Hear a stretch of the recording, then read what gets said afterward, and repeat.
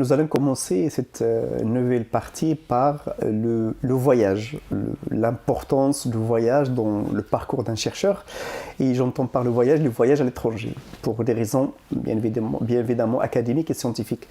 Hassan Rachid a effectué un voyage important en 1991 aux États-Unis. Donc j'aimerais bien que tu nous développes les objectifs de ce voyage, comment c'était fait et dans quel cadre était inscrit. Alors le voyage, comme le voyage est une étape importante dans la formation d'un chercheur, surtout dans des universités qui se respectent, que ce soit aux États-Unis, en France, en Angleterre ou ailleurs. Et cette étape-là était très importante dans ma formation parce que ça a duré quand même 3 mois à l'université de Princeton. Et c'était dans le cadre d'une bourse Fulbright. Donc que j'ai obtenu en 1900, j'ai commencé en 91 toutes les démarches, mais je ne l'ai eu qu'en 1993. Et donc c'est en 1993, novembre 1993, que je me suis rendu à Princeton. Alors, j'appelle ça une sorte d'intermède entre le travail de terrain, mes études sur le terrain, donc les 3 livres, et puis la phase d'après, dont je vais parler tout à l'heure, c'est-à-dire la phase d'après le terrain. Cet intermède était important, d'abord, découverte d'un univers académique autre. Différent, stimulant, intensif, ouverture sur un univers linguistique également qui est très, très, très riche, et découverte de l'efficacité de l'administration, que ce soit l'administration de la fac, de la faculté, enfin de l'université, ou l'administration d'un département, ou l'administration d'une bibliothèque, l'efficacité dans le service.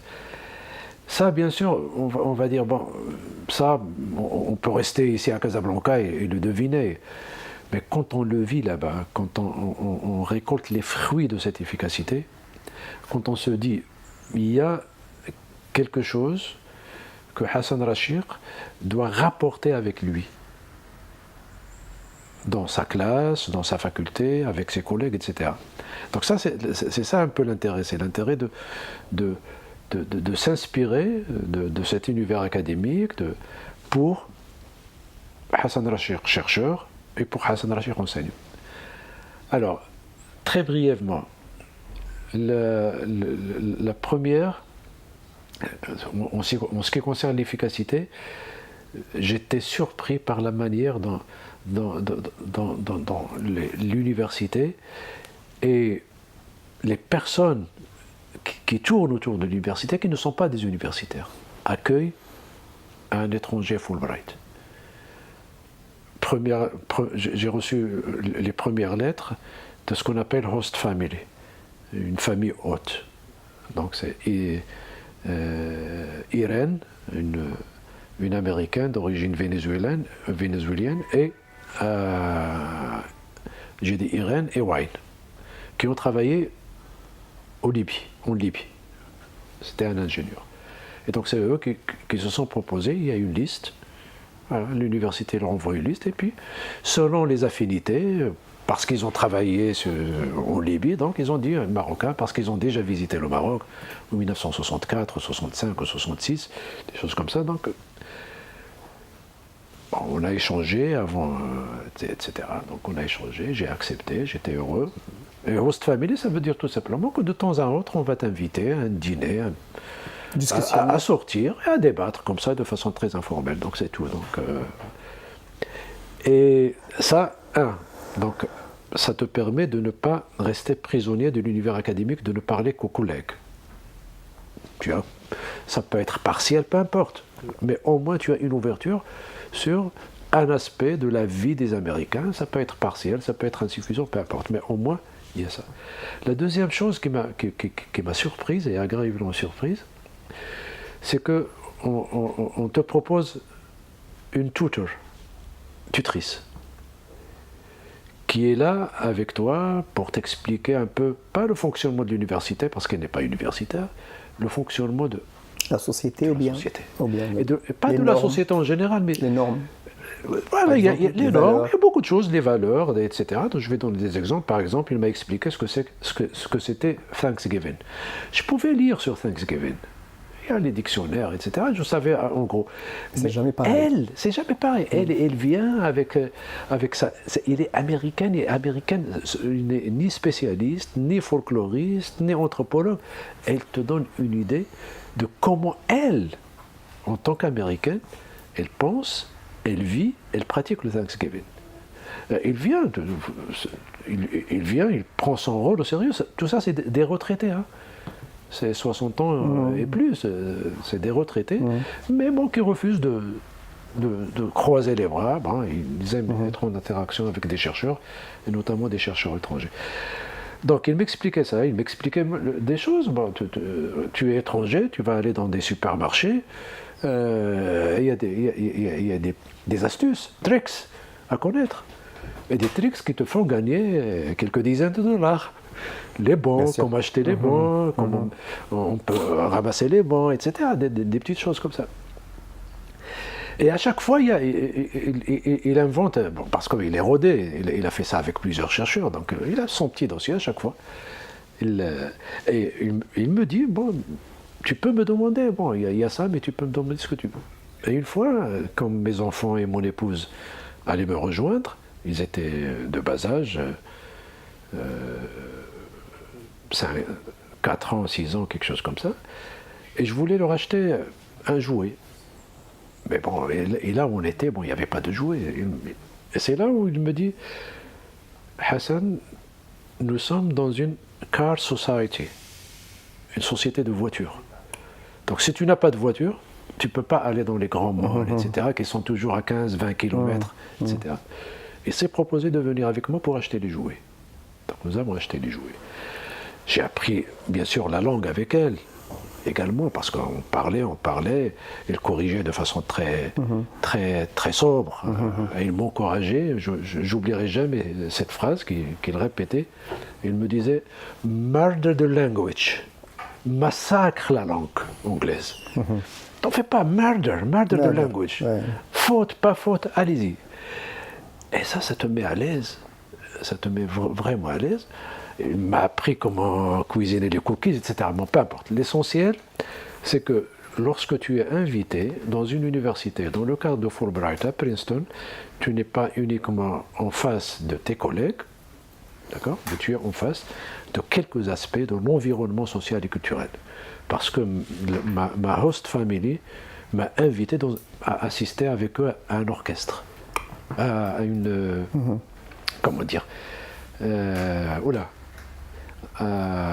oui, un orchestre, une musique classique, quelque chose comme ça.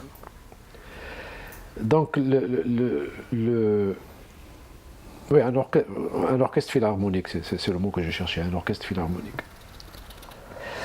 Alors ça, c'est le para-universitaire. Revenons maintenant à l'université, à l'intérieur de l'université, parce que j'étais invité par le département d'anthropologie, qui était à l'époque, le chef du département était à l'époque Lawrence Rosen, un anthropologue qui a travaillé sur le Maroc, qui a travaillé sur Safrou, qui m'a bien accueilli, donc je le remercie.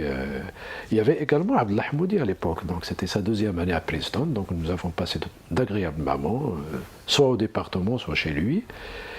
Et donc, ce que je retiens, à part pour l'université, je parle de l'université, c'est toutes les facilités qui te font gagner du temps au sein du département. Je n'étais pas membre du département, mais j'avais un ordinateur. J'avais pas encore... Je venais d'acheter un ordinateur à l'époque. Je venais d'acheter un ordinateur en 92. Téléphone, tu peux téléphoner où tu veux. Bien sûr, il ne faut pas exagérer, etc. Tu le fais dans le cadre de... Tu reçois le courrier. Il y a une secrétaire qui s'occupe un peu des appels téléphoniques quand tu n'es pas. Il y a la photocopie. Il y a comment on appelle ça, le hotline. Si tu as un problème avec ton ordinateur, si tu ne sais pas parce que le logiciel était... Bon, on était encore dans une phase d'apprentissage. Donc tu prends le téléphone, il t'explique. Tu n'as pas à t'arrêter. À la bibliothèque de Princeton, il ferme à minuit. Le jour de Noël, la veille de Noël, ils ont fermé à 11h. Ils se sont excusés parce qu'ils ont fermé 1 heure plus tôt. Tu peux emmener autant de livres que tu veux dans ton bureau, à condition si on t'avise 2 semaines ou 3 semaines ou 1 semaine avant, tu les ramènes parce qu'il y a quelqu'un qui... Normal. Donc l'idée c'est que tant que le livre n'est pas demandé, tu le gardes. Bon, ça suppose bien sûr une gymnastique, une gestion un peu complexe, mais bon. Donc j'avais tout cela, et donc petit à petit, je commençais à m'acclimater. Je refusais au début de rester au bureau. Ça, c'est le Marocain qui parle. Je dis, bon, non, basta, je travaille de 8h à midi, je fais un break jusqu'à 1h30, et puis je retourne dans mon bureau travailler. Je l'ai fait pendant peut-être une dizaine de jours, une semaine, une dizaine de jours. J'ai trouvé que c'était pas pratique. C'est 1h30 de perdu. Bon, bien sûr, il y a la santé, il y a le dos, etc. Mais tu es là pour 3 semaines, donc il faudra en profiter. Donc. Aussi ailleurs, voilà. hors de l'université. Bien sûr. Et donc, j'ai commencé à rester, donc à adopter l'horaire continu, qui n'était jamais adopté au Maroc à l'époque, qui n'avait jamais été adopté au Maroc. Donc, je me suis adapté au rythme effréné de la vie universitaire au campus. Entre midi et 2h, souvent, il y a ce qu'on appelle le brown bag talk. Le brown bag, c'est le petit sac où tu mets un peu voilà, ton sandwich, etc. Donc, un petit sac en papier, brown, marron. Et bon, tu viens, des fois, le département ou l'institution qui invite, il offre les boissons. Et tu as un talk entre midi et 2h d'une heure et demie où il y a quelqu'un qui présente et puis il y a une discussion. Et tu as ça pratiquement chaque jour. Je ne parle pas des conférences. La première fois, je vais assister à une conférence d'Edward Said, de John Walzer, de Michael Cook et d'autres. Donc tu n'as que l'embarras du choix.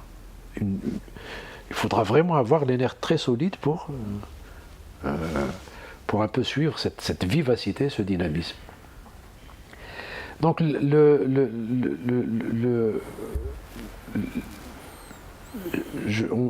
visiting professor veut dire tout simplement tu donnes une conférence, deux conférences, tu le souhaites. Bon, j'ai donné une conférence à Princeton sur le sacrifice humiliant, et j'étais invité par Susan Miller à l'université de Harvard dans un centre de Middle East Studies, quelque chose comme ça. Et donc j'ai donné une conférence en janvier 1994 à l'université de Harvard, et là j'étais un peu frustré parce que l'université de Harvard, c'est petit, c'est Cambridge, c'est petit, c'est comme Princeton. D'ailleurs, Lawrence Rosen m'a dit, dans les petites villes comme Princeton, ce qui est important, ce n'est pas ce que tu regardes, c'est ce que tu écoutes.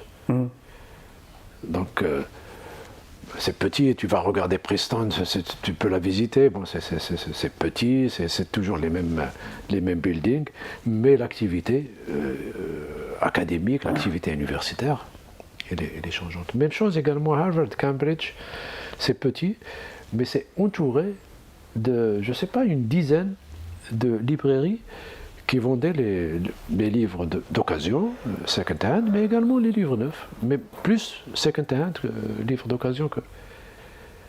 J'avais déjà les 2 valises pleines de livres, donc je n'ai acheté que 2 livres, de valises. J'ai profité du passage de mon épouse et de mes enfants pour encore leur filer quelques cadeaux, ce qui est Là, normal. les livres, Ouais, les livres bon, ils ont aussi. acheté, mais Ouais. les livres. Et là, je découvre encore d'autres livres classiques en anthropologie, hardcover, et 5 dollars, 6 dollars, 7 dollars. 10 dollars maximum. Ah, j'étais. Bon, Que faire? après la conférence, Suzanne Miller a senti que j'étais mal à l'aise. Suzanne Miller me dit, voilà, qu'est-ce qui se passe? Je lui dis, écoute, j'ai un problème. Voilà le problème. Il dit, c'est pas un problème. On va s'arranger. Achète les livres que tu veux. Tu le laisses. Tu les laisses, je vais l'envoyer. Ok.